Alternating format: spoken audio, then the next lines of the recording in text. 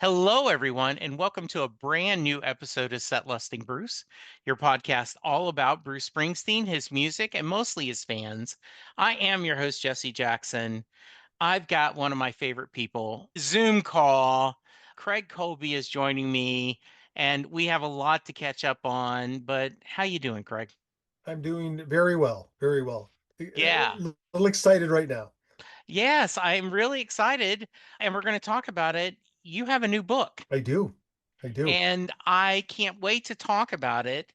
But let's first catch up. Did you get to see any of the Bruce shows last year or this year?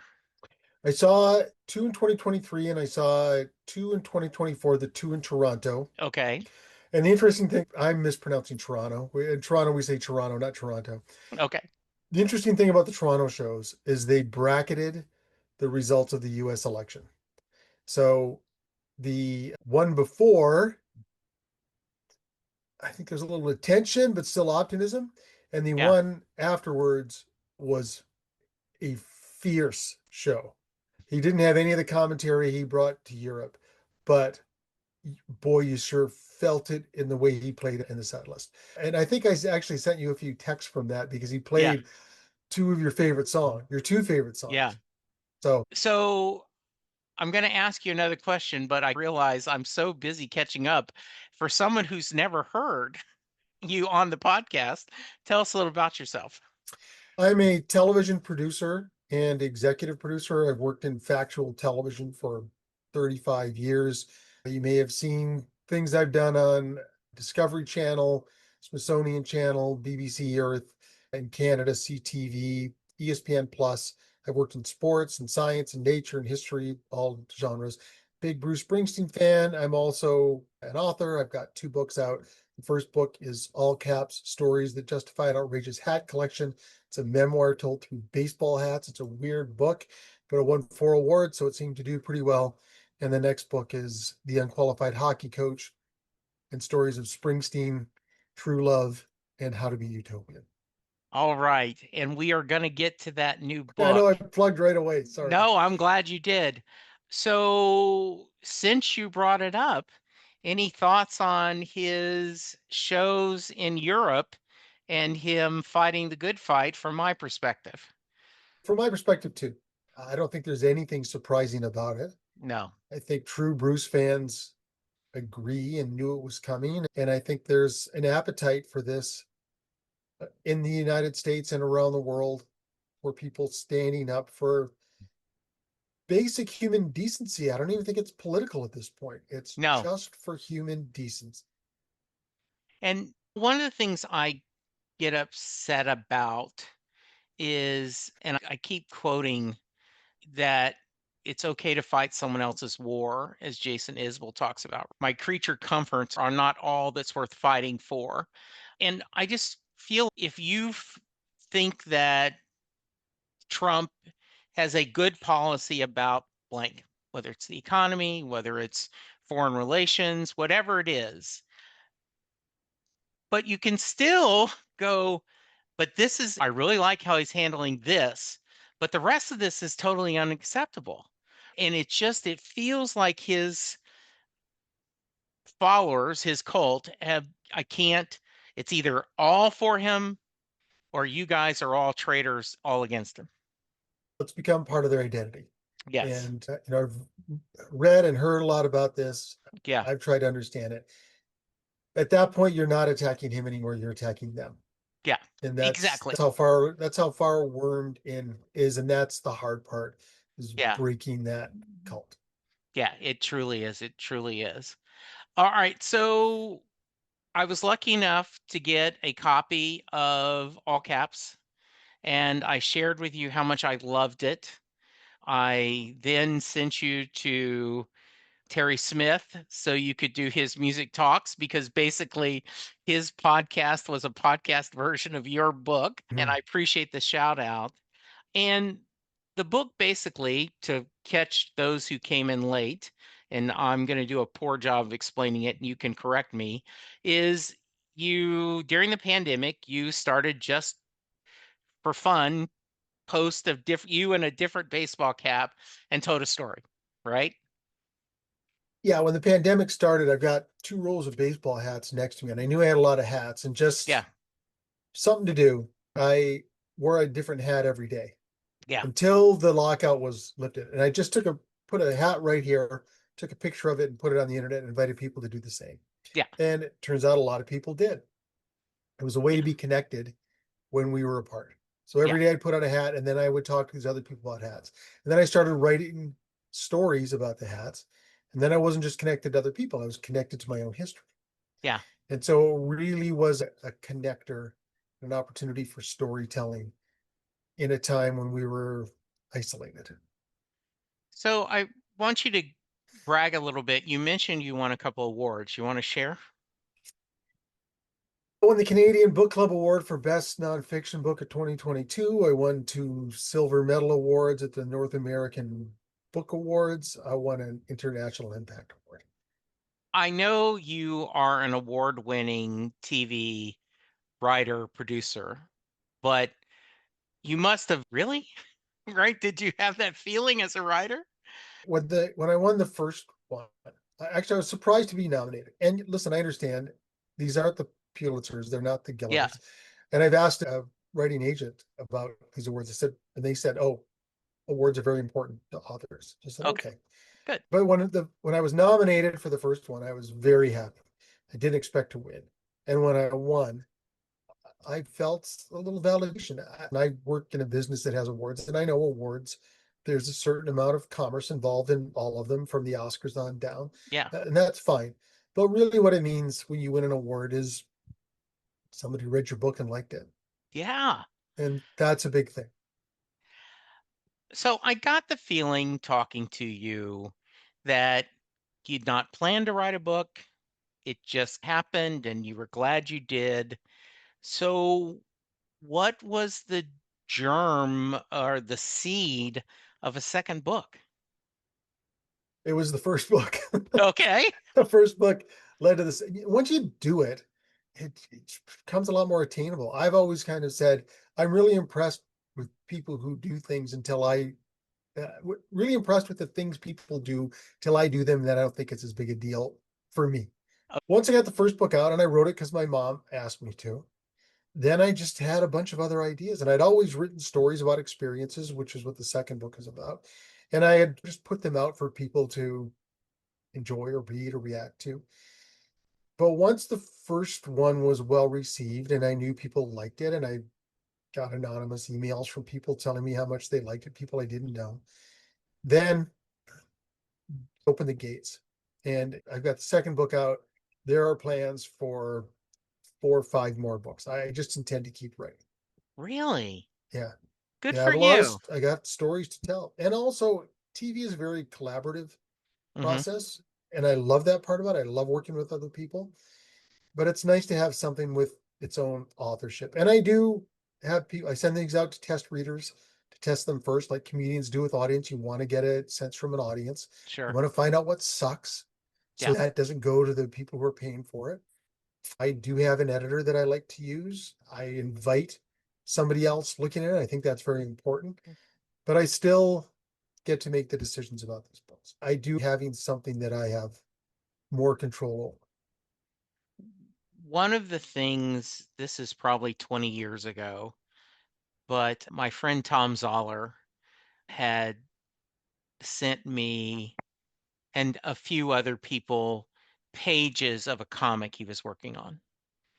And we replied, "Oh, this is great. It's great." And he replied back, "Thank you for the comments. Thank you for the compliments, but I really need you to tear this apart. If you see something that doesn't work, I need you to know. I need you to tell me. If something doesn't make sense, I need you to know. I Yeah. I appreciate the kindness, but that's not what this is for." And it was interesting because when I was years ago, when I was in an amateur press association, we all wrote fan fiction, and the only thing you ever said was, "This is great," because we were all doing it for fun. Yeah. And this was, I understood, no, this is, he's, so I would say, I don't think her dress looks good, or I'm confused how you got from here to here. When he'd reply back and, okay, great, that helped, or no, I still like the dress. And I'm like, fine. So I guess that's important to you, right? That you get that honest feedback from someone. Oh, absolutely. Absolutely. There are people I have pushed to be more critical. Yeah. And with beta readers, the test readers, you don't want to go back to the same well too often. You don't want to take advantage of people.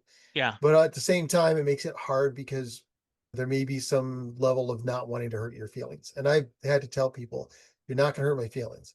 You have to tell me what's bad in here so I can get it out and what's Yeah. worked so that I can play it up. Yeah. So that's, yeah, you kind of want, if you're picking people for the beta readers, you really want to try to find the cynics among your friends Yeah. to Yes. who see a little problem with everything. Those are good beta readers. Those are the ones you want. And I should mention in this book at this point, one of the reasons I'm on this podcast is there is a Springsteen story in there. Yes, there is. And we're going to get to that in just a minute. We're going to tease it. But one other, David Barry is doing a Springsteen fan film. And I was interviewing the executive producers, the people. This was through a Kickstarter, and there were three people that gave enough money so that they could have the executive producer title. And I said, I assumed that was just okay, honorary, but he actually used them all and for things like this to tell them and to push it. And I think that's when you're the artist or the writer, ultimately it has to be your vision. But if I remember TV writers saying really good ones, I don't get, and I'd love to hear your thought on this. If a TV executive has a note, I don't just dismiss it as, oh, it's a talking head. I go, if they're not understanding this, maybe I'm missing something. Maybe I need to listen to that and see, though sometimes it's just a dumb note. So your thoughts on that as a TV creator? Not just a creator, I've given a lot of notes. Yeah, I've been a television executive too, so I've given a lot of notes and received a lot of notes. yeah, It's an important process. And yes, there are bad notes, but the one you touched on, there's one you can never argue with, which is I yeah, don't understand. yeah, If somebody doesn't understand, that's your fault. And yes, you have to clear that up. And it's hard to write these things. It's hard to make these shows. It's not easy. It takes a long time, and you do need people to do that. So I am a big fan of the vetting process. I'm a big fan of notes. I think one of the things I like about the way I do books is I get to pick the people who give me notes so that I trust their opinion already. And I've had bad notes and they can crush your spirit in your show yeah, more than once. But you also need people to tell you what they think unvarnished and clear, the good and the yes, bad. It helps to get the good notes, but you need that because the last thing you want is to hear it from the audience. You want to get as much of the suck out of it before it gets to an audience, and you need people to help you with that. yeah. One of the things that is I find funny is like couple of during the tour when he wasn't changing the set list, you joined me and talked about the story he was telling, and you very politely, hey, I think you could do a better title than what you have, Jesse. And you were very like, you haven't asked for my feedback, Jesse, but I'm like, and I was like, no, please, anytime you can. And that I love that collaborative because if you're all working to make it better. All right, so we're talking to Craig Colby. The Unqualified Hockey Coach is the new book.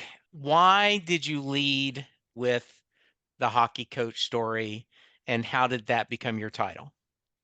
There are 7 stories in it. So the Yes. reason the unqualified hockey coach became the first story is because I had written that story and put it on my webpage 3 years ago, right before All Caps came out. And it was read almost 5,000 times off my website, which is a Wow. lot. Yeah, Yeah, that's a lot. that's a lot. And I knew it was shared by people. I was getting comments like people were tearing up, they were laughing. So I knew a couple of things. I knew the story worked. Mm. I also knew that if people were reading it, the title worked. Yes. So I wasn't going to question that. And I also think in the title, The Unqualified Hockey Coach, there is some dramatic tension already. Yeah. There's already conflict.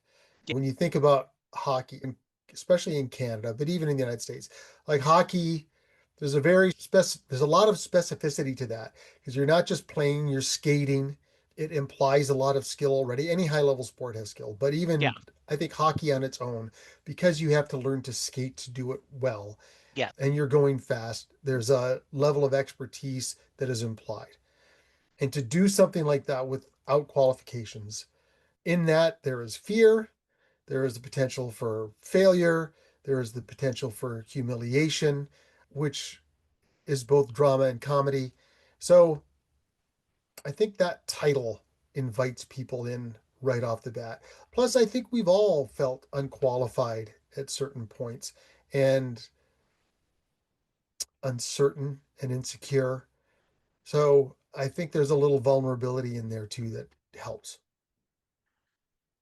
So it was time for my son to join Cub Scouts. And they had a meeting of the parents and said, without adult leaders, we can't have Cub Scouts. And I'm like, I'm not, I hate camping. I'm not, but no one else was raising their hand, Craig. So I became a Cub Scout leader and I just sucked. I was horrible at it. Like I would have all these things I think they were going to do, and 20 minutes into the meeting, we were done. So the Blue Gold Banquet, and I don't know if any of you guys, anyone listening, has been in the Cub Scouts, but Blue Gold Banquet is the Boy Scout birthday party, and all the different groups get together, and it's this big party. And so we had got there, and my wife, who wasn't helping at all, looked at my table and said, "Really? You didn't get balloons or anything?" And Craig, I was just crushed, right? And Karen, one of the other Cub Scout leaders, pulled me aside and said, "You're a dad run den. So therefore, we're going to grade you with a curve. We don't expect much from dad run dens. Secondly, I don't think you'll ever understand how much those boys noted will care that a dad took time from his job and did this. And third, good Cub Scout leaders come up with new ideas. Great Cub Scout leaders steal from other people. Let us steal from you. Let us steal from us. And then the next year, a wonderful woman, Renee, had joined me. And so Miss Renee and I went through and all the way through the boys. And then once they got into Boy Scouts, we left. So I thought of this reading that, right? There has to be somebody better qualified. And you're just looking around and there's no one there. So do you want to share a little bit about your hockey coach journey and how it's tied to fatherhood?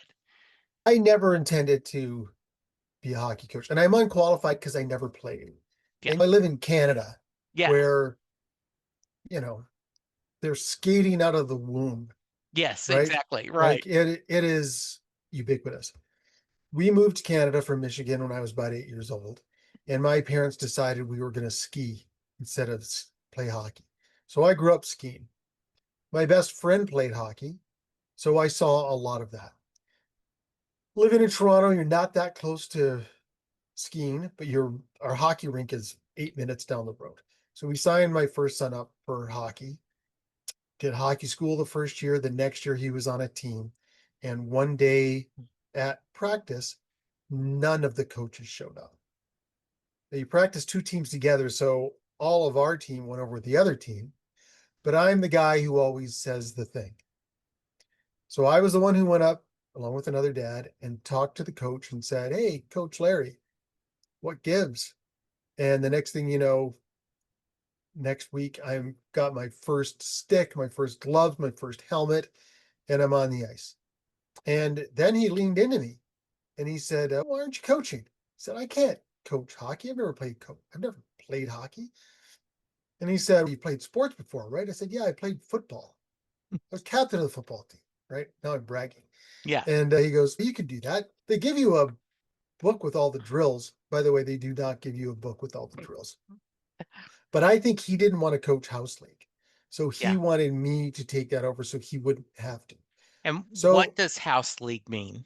house league is the base level of players. Okay. Like you play within your club. We were at East York. So there's teams that play other teams at East York. It's kind of like intramurals at school. Okay. And then you have select. And select is when you play other clubs. And then you have, but you're still in house league. And then you have rep, which is your top players. Okay. He was pushing me towards being a house league coach. But I thought, well, he knows what he's doing and he's seen me out there. So there's a certification program you have to go through. I went through this certification program, and the next thing you knew, I was a hockey coach because I opened my mouth. And once you do that, and then once you're in the system, like I really was Michael Corleone with wobbly ankles. I Yeah. kept trying to get out, and they kept pulling me back in all the Yes. time. At one point, a convener said to me, "You're better than nobody." And yeah, Thanks. I think he was right. I took that for what it was worth. Yeah. And the truth is, there is a lot of that, right? That the the idea, right, that well, they need to have some kind of structure, and you at least understood structure.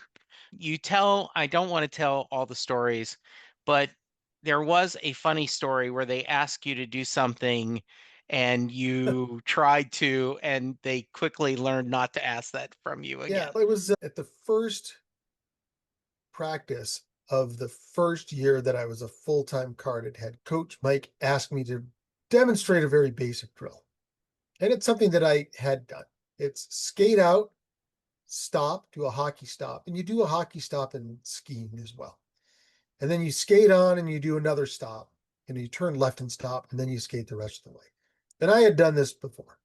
I enthusiastically charged out, and then I went to make the hard stop, and Mm. most of me stopped. My feet didn't. My feet went straight up. My head hit the ice. My helmet was coming off. I looked like a dropped ice cream cone. And the worst part was nobody laughed.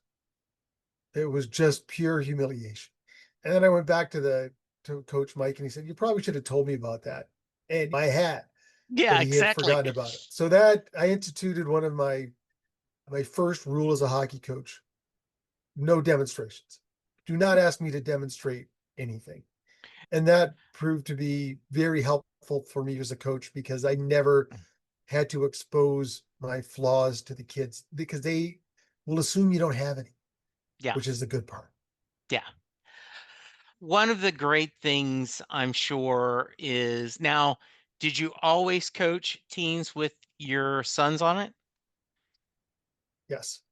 I started coaching my older son in baseball as well. And my because they often played in the same night, my wife would help with my youngest son's baseball. I couldn't do both. And Yeah. I ended up being a convener, so I had to coach in that division, all of those things.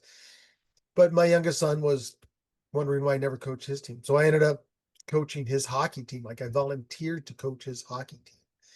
And I'll tell you, one of the things you find out if you're going to be there is even if you have deficiencies, you've got to find a way to be useful. Yes. And there are lots of ways to be useful. Yeah. One of the things that I learned to do was listen to the other coaches and what they told the kids. And then during the games, I would yell it out louder than the other coaches, hopefully at the right time in the games. But you can also just look for what the kids doing. When someone has a good Yeah. shift, tell them, right? Yeah. Give them that confidence. I think that was a way that I helped a lot. I found a way to be useful. As a matter of fact, one coach who I volunteered to help because he only had one coach and you need one in each door. He told me at one point, "Wow, you're really useful." And I thought, that's as good as it's going to get. Yeah, that's a great. And not to give the too much of the story, I did end up as a head hockey coach. Yeah. much to my fear and disappointment, but I did. So that's where the story goes.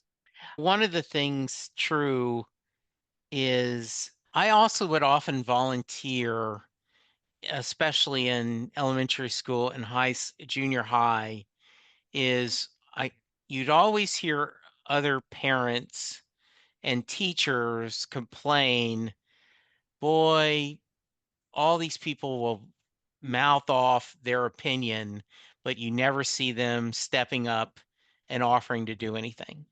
And so that was part of my, okay, not that I want to complain, because once you're involved, you tend to complain a lot less. But if I did have a concern, I did want to I have a little bit of credibility that I am doing a little bit of this. Yeah. Makes a difference. I'm now in charge of House League baseball for East York. Yeah. And when people complain to me, my approach is usually, you seem to really care about this. I'm really happy to talk to a parent who cares a lot. Yeah. And we don't have all the answers. We don't know Yeah. what's right all the time. But if you want to address this problem, we'd love to have you join us and help us address this problem. Yes. And there are two outcomes of that, and both of them are good. The second best one is they stop complaining. Yes. And the best one is they join and help fix problems they've identified. Yeah. And I'm like, great. That sounds wonderful. How you mentioned that you had other stories. How did you pick the stories you wanted to use in this book? And once again, we're talking about the unqualified hockey coach and Well, stories of Springsteen, true love, and how to be utopian. there are 7 stories. One of them's a Springsteen, one of them's True Love, and one's How to Be Utopian. And there's 3 other stories. I crib from Bruce Springsteen, man, like I often do as an artist, because he is my favorite artist. I tried to construct it like an album. And like Springsteen, the lead is usually the song that the album is titled after, sets the theme a little bit. And the theme of this to me is making a difference. There's a quote Yes. at the front of the book, and let me see, I've got one copy right here. With the quote, it's up on my fridge at eye level. I have 3 quotes on the fridge for everyone to see, mostly me, but I hope it rubs off on my kids. And the quote is from an American philosopher, William James, and it says, "Act as if what you do makes a difference. It does." And so for me, the book is about how do you make a difference?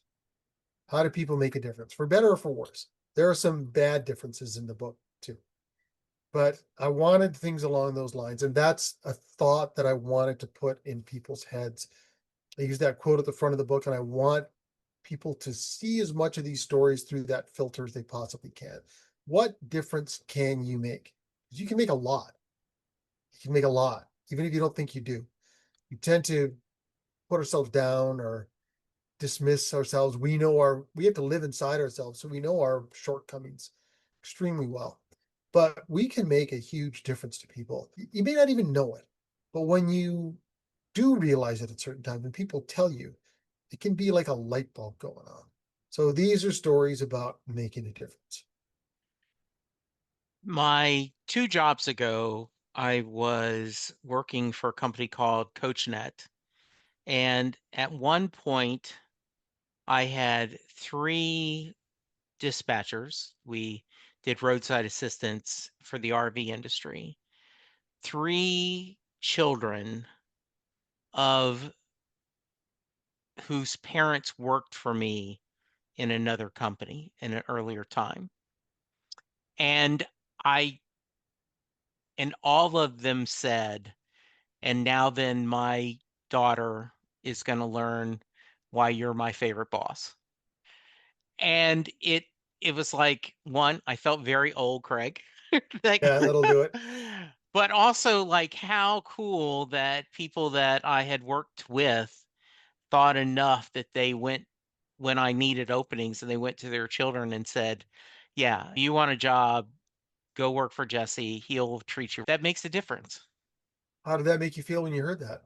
Oh, it made me feel amazing. It truly is that I have here somewhere, I have this huge card that one of the boys from Cub Scout drew of me with a tent upside down, right? The tent is the pack is on the ground and how's it look, boys? And they've got me and all the boys signed it. And it just was like, wow, they care. They know I was showing up. Absolutely. In fact, I want to talk about it's hard for me to pick a favorite story. I loved the marathon story.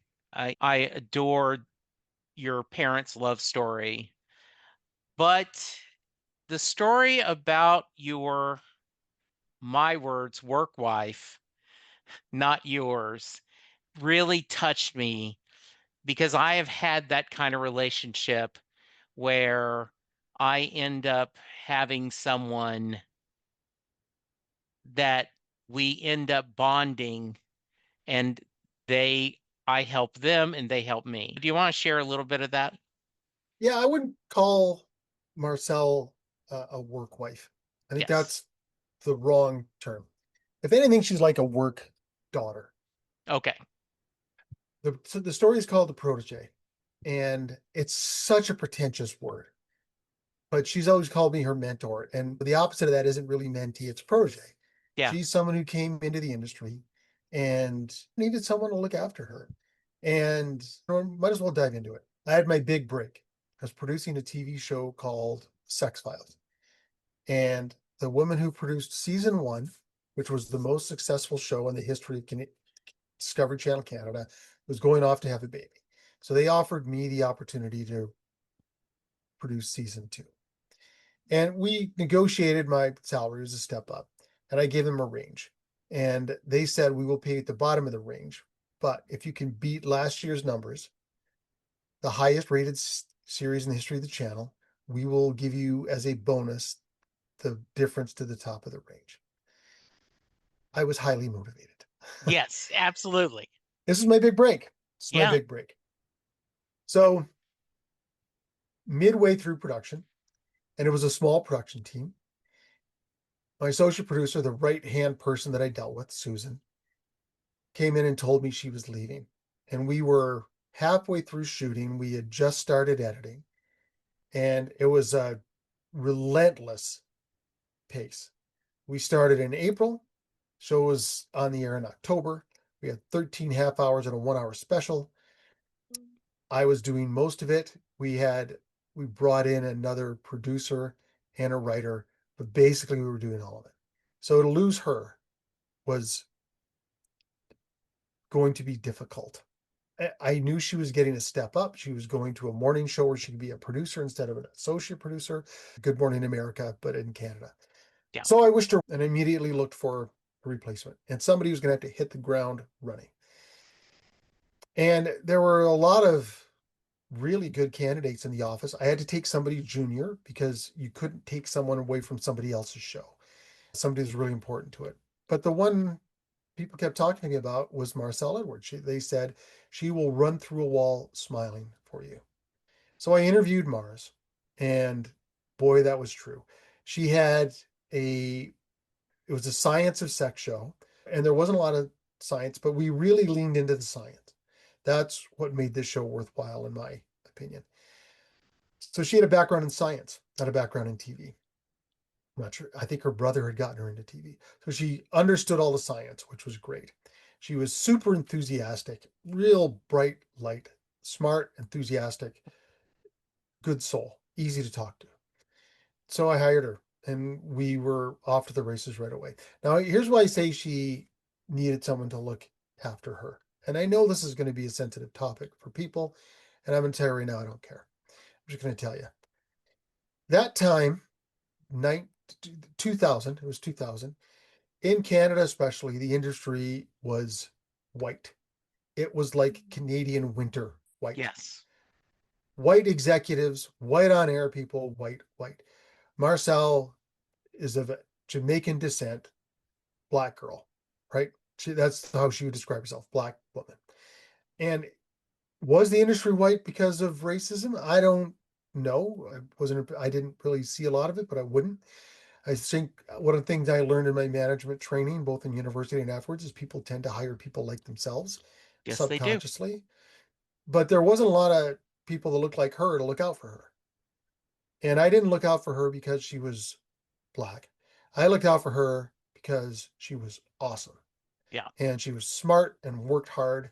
And I thought she was one of the very best people I worked with. So we took that show, our little team, we worked 7 days a week. We busted our asses against everything that went against us, and it did. And we not only beat the previous season's numbers, we beat them by 30%. We Wow. blew them out of the water, blew them out of the water. And in fairness to the previous producer, it's easier to do a second season than a first season. We had great success there. And from then on, when I was at Discovery Channel, I just worked with Mars, called Marcel Mars. Mars was the right hand, and I developed her. I gave her opportunities to interview and produce, and she was so good at getting access. I'm good at getting access. She's better than I am.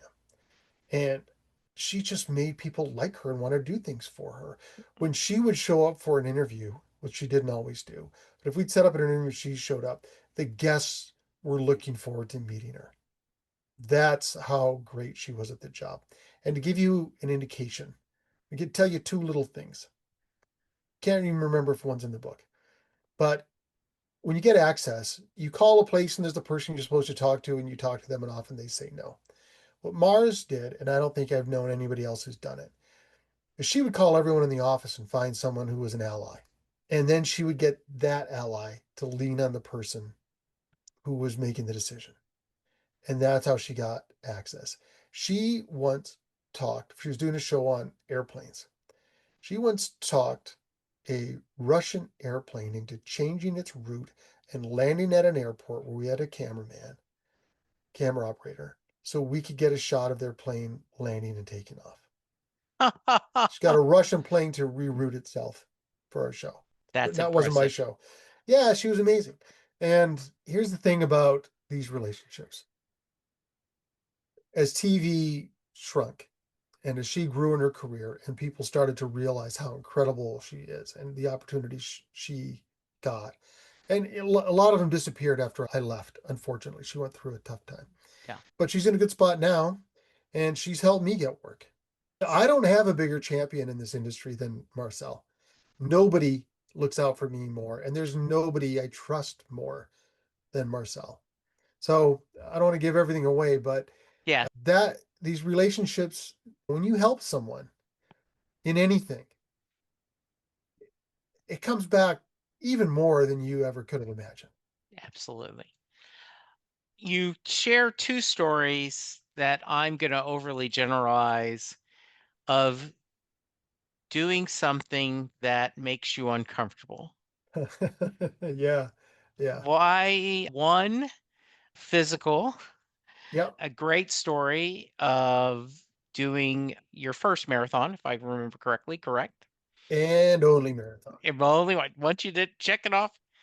And then singing. Do you want to tell me a little Yeah. bit about the singing? And once again, I Sure. don't want to spoil everything, but let's tease it. Sure. This isn't where the story starts, but it's really where my story starts. Yeah. As a kid, you love to sing, right? Every kid Yes. loves to sing. It's just one of those things that just makes you happy. It feels good. I Yes. was in my class was in a citywide singing competition. Okay. So we're down in the gym, we're all practicing.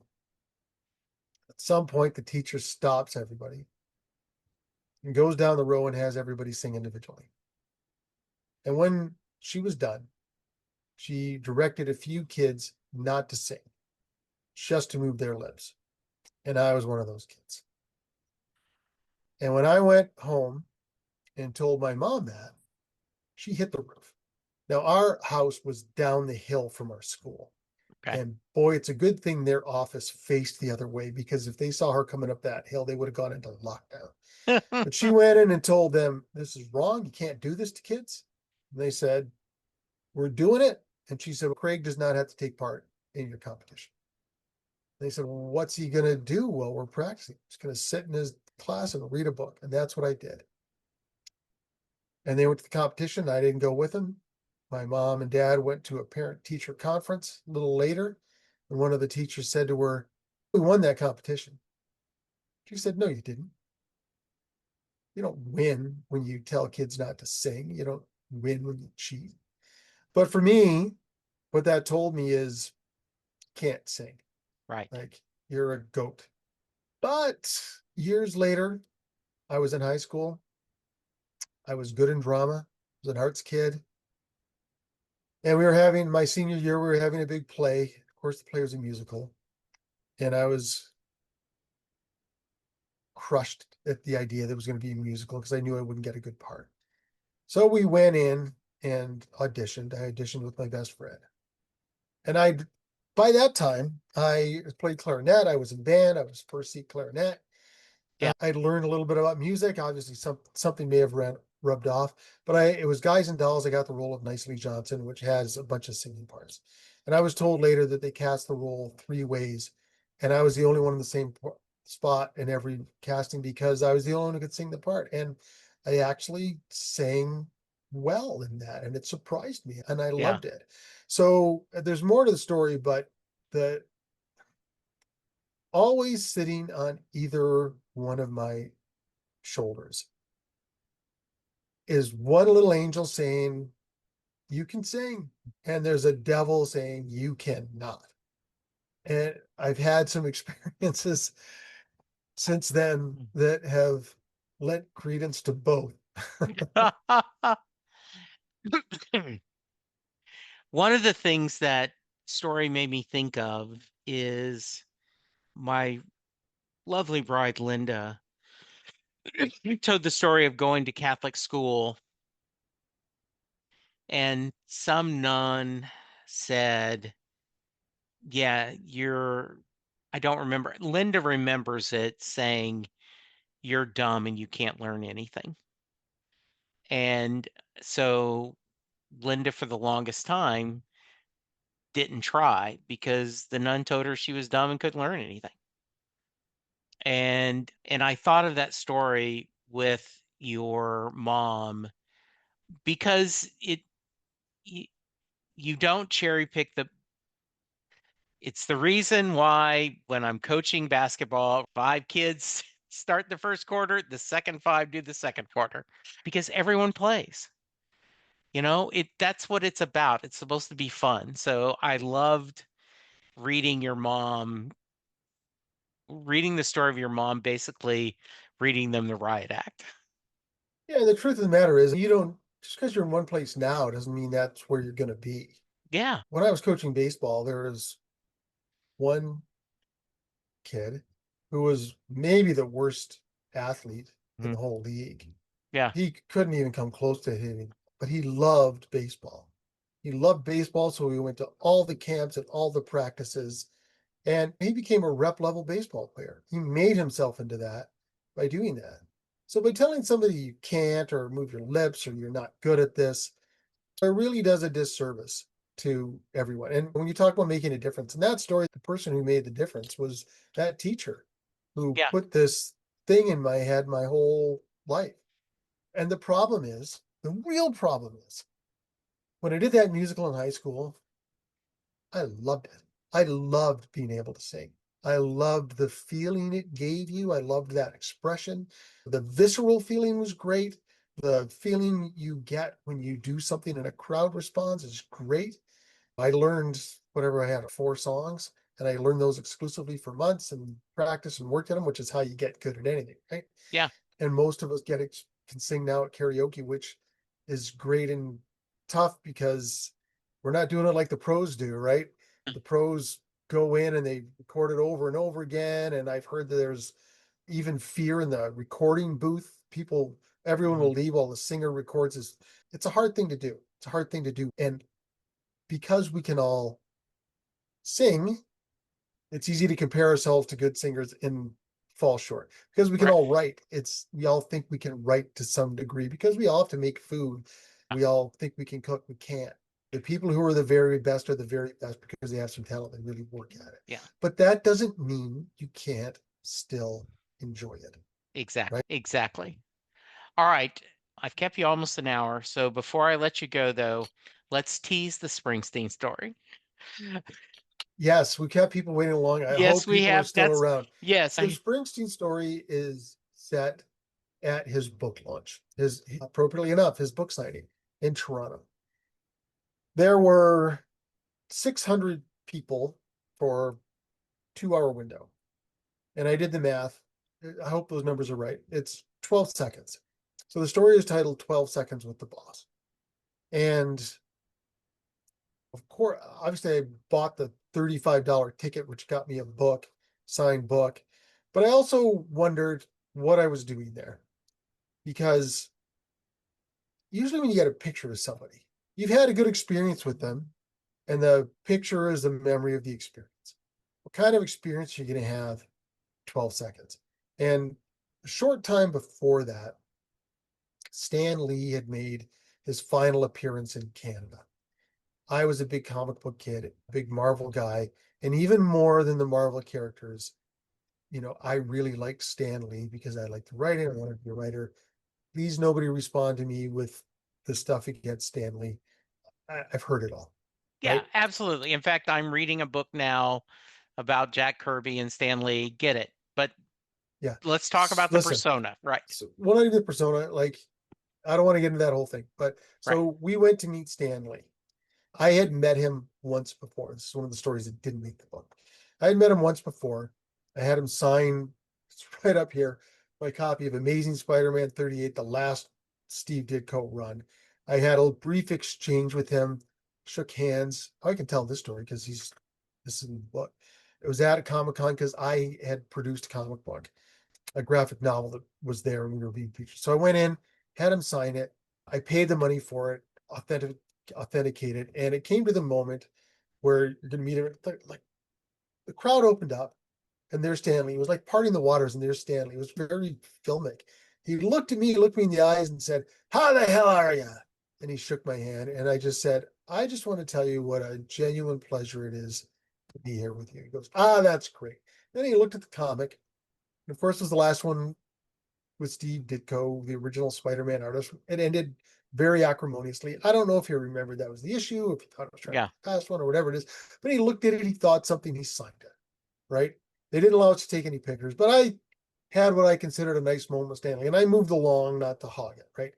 So when he was there for his picture, I took my boys, I've got the picture below it, and we went in for that picture of Stanley, and it was like going through a revolving door. I learned later that Stanley couldn't really hear or see well at that point, and I thought we might have a chance to say something to him. But they take your bags from the side, they rush you in, you take the picture, and then you're gone. And I said something to him, one of the reasons he got, and then my son said, "I love your cameos." And he went, "Oh yeah, that's great, thanks." And then we were gone. So I've got the picture, but I thought when Stanley dies, they can put him in state Stalin, Yeah. just prop him up with a sweater, and people they can still run this thing. There was no real moment. It was a bit of a false experience. So what Yes. am I going to do with Bruce Springsteen in 12 seconds? I don't know the guy. He said that himself when people yell, "We love you," but you don't know me. Yeah. I know his work really well. I have a Yes. relationship with his work, a very close relationship with his work, but I don't with Bruce Springsteen. What am I going to do in 12 seconds? So that story is really about what that moment was like. And no surprise, because I wrote a story, there was something to it.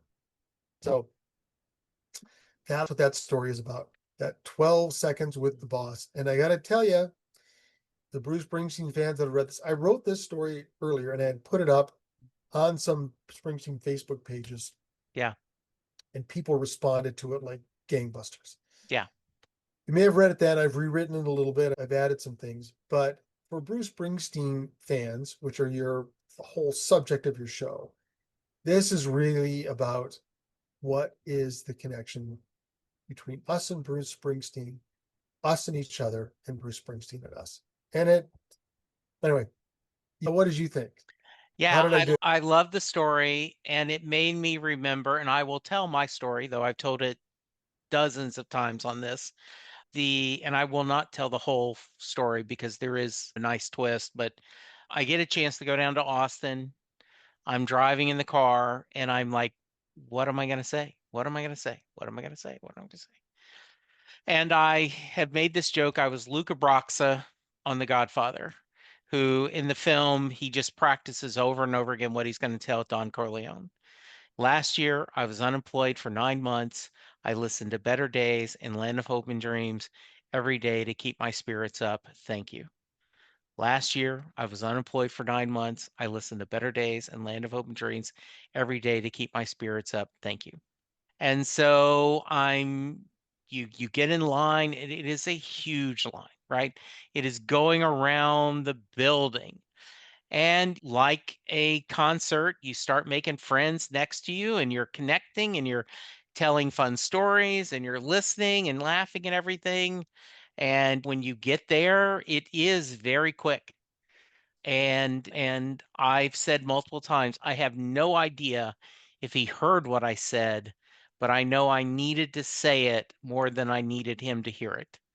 And I got my two little photos, and they are to my right, where I have the picture of Bruce and I both facing each other, the picture of Bruce facing and I'm turning toward him, and a photocopy of the signed copy of the book on the title page. And so people ask, have you met Bruce Springsteen? And I go, not really. Had You met him, you I shook his got my eight hand. seconds. I got Yeah. my 8 seconds with him. And it was damn nice him to do that. Yes. I don't want to give away the story, but Yeah, I obviously have some pretty strong opinions about yeah, what that real experience was. I had a lot of similar experiences to what you talked about. yeah, But I think there really is something to be learned from that. I guarantee he heard you. yeah. I I hope so. guarantee he heard you. And I honestly believe that's what he was there for. Oh, I love that. Yeah. I will know you talked about Stan Lee, and I've gone to a lot of comic book conventions over the years, and I very seldom pay for the official picture. There was one convention that had four doctors there. So I got my picture taken with all the four doctors. I took a picture with David Tennant, who's one of my doctors. But you go there, he smiles, hi, you're gone, gone. I know a lot of people wanted William Shatner, right? What works better is if you can, and not everyone does this, but at their signing booth, you can pay for an autograph and a selfie. And then it's a little more personal where you can connect and getting something. But yeah, it is that weird. And then every once in a while you get lucky where you don't even buy a signature, but there's no one in line. And they're like, yeah, let's talk for a few minutes, which is cool. Yeah. All right. Yeah, and I'm not sure how many people mean that much to me to want to do it. Like I'm a big fan of, as a creator, I'm a big fan of creators. Yeah, yeah.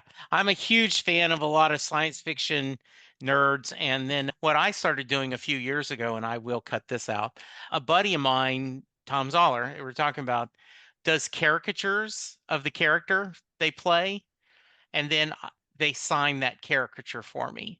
And so I have it in a sketchbook. And what we do is we try to figure out, okay, what's a character that they're going to be amused about? Like when I met Brent Spiner, Data, he was in a revival of 1776. So we drew him as John Adams.